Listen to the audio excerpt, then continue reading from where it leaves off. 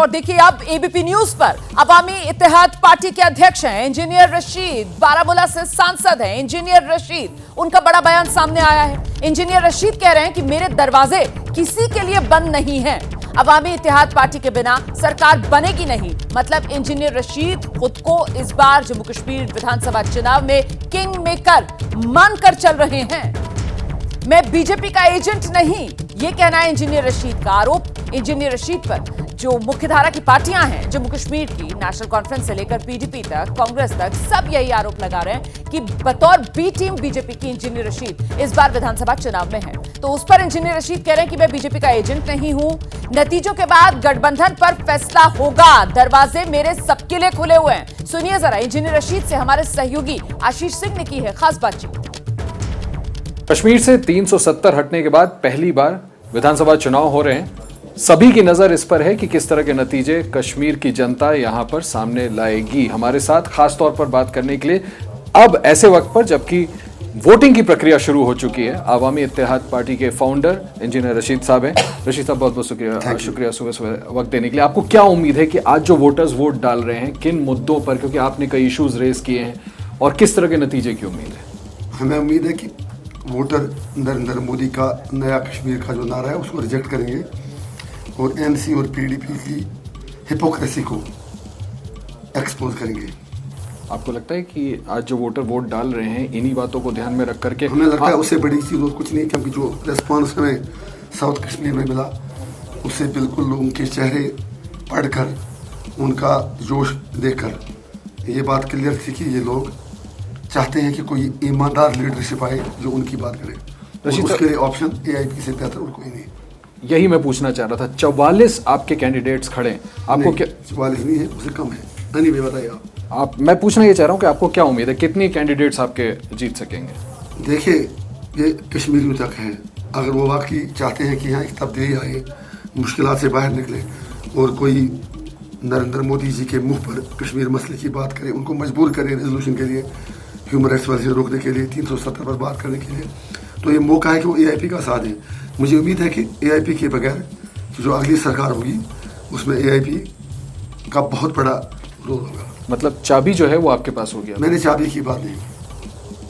रशीद साहब, आप जैसे बीजेपी के बारे में आप कह रहे हैं कि 370 हो, चाहे नरेंद्र मोदी जी की पॉलिसीज हो, उल्टा ये आरोप आप पर लग रहा था कि आप बी टीम की तरह काम कर रहे हैं। क्या इस बात की कोई भी गुंजाइश है कि इंजीनियर रशीद चुनाव के बाद ऐसा कोई गुंजाइश बनती है तो बीजेपी के साथ जाए? इन गंदी बातों का, गंदे सवालों का मैं जवाब नहीं देना चाहता। 5.5 साल में जेल में मरता रहा, सर्जरी मेरी हुई, मुझे एमएलए से होकर बीजेपी ने टेररिस्ट बना दिया। मैं इतना गिर सकता हूँ? वो जो कह रहे हैं वो खुद तो यहाँ मजे ले रहे थे 5 साल। वो एजेंट है बीजेपी के। मैं अपना स्टेचर इस सवाल का जवाब देकर उनके एलिगेशन का रिस्पॉन्ड करके लोअर नहीं करना चाहिए। किस तरह की असेंबली देखते हैं आप रशीद साहब? किसकी सरकार बनती देख रहे हैं? मेरे लिए असेंबली एक सरकारी बकवास सब है। मेरा सिर्फ इतना मतलब है, कोई लोग सामने आए जो दिल्ली को बता दें कि तुम सिर्फ झूठ बोल रहे हो, तुमने कश्मीरी को जलील किया, हमसे सब कुछ छीना। सरकार कौन बनाए, क्या बनाए, कितने एमपी आए, कितने एमएलए आए? जब ये असेंबली फुल स्टेट हुड था, ये लोग तब कुछ नहीं कर पाए, आज क्या करेंगे? लेकिन एक चीज़ मुझे उम्मीद है कि अगर अच्छे एमएलए आए, अवामी इत्तेहाद पार्टी के अच्छी वॉइसेस आए जो मोदी के जुल्म के आगे खड़े हो सके, मैं उस परेशानी में हूँ। तो आप लीड करेंगे गवर्नमेंट सर या सपोर्ट करने की स्थिति में? मैंने आपके सवाल का जवाब दिया। मेरे लिए वो चीज़ इंपॉर्टेंट है ही नहीं। उसके लिए 2-4 दिन वेट कीजिए। बस हो सकता है 3 तारीख तक मेरी मेल है। अगर मैं तिहाड़ में था तो फिर तिहाड़ से ही देखेंगे क्या करें। आपने तो इतनी बड़ी जीत हासिल की, उमर अब्दुल्ला साहब को 2,04,000 वोट से हराया। इसलिए मैं ये पूछना चाह रहा हूँ कि आपको उम्मीद है कि आपके जो कैंडिडेट्स आपने उतारे हैं इस चुनाव में वो भी इस तरह से लार्जर मेजोरिटी ले आ पाएंगे? वेट कीजिए, ऐसा होगा कि दुनिया याद करेगा। सर तो फिर एक आखिरी सवाल का जवाब दे दें। बीजेपी का जवाब आपने दे दिया कि आप जवाब नहीं देना चाहते। अगर ऐसी कोई गुंजाइश, कोई आंकड़े बनते हैं, नेशनल कॉन्फ्रेंस, कांग्रेस, पीडीपी, क्या इंजीनियर रशीद उस सरकार में शामिल हों? देखिए, मैं एक छोटा आदमी हूँ, मेरी ज़्यादा औकात नहीं है, मैं कॉमन आदमी हूँ।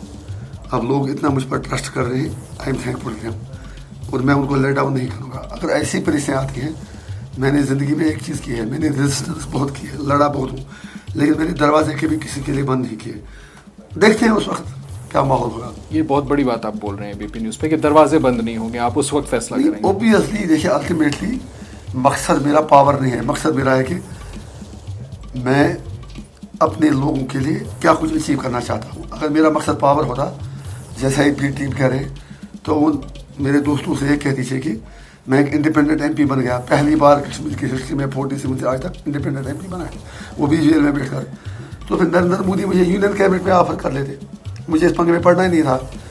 पावर मेरी प्रायोरिटी नहीं है, मेरी प्रायोरिटी है कि किसी तरह मारदाट खत्म हो और कश्मीर में एक एवर लास्टिंग पीस हो जाए। कम से कम बीजेपी के साथ नहीं जाएंगे इंजीनियर रशीद?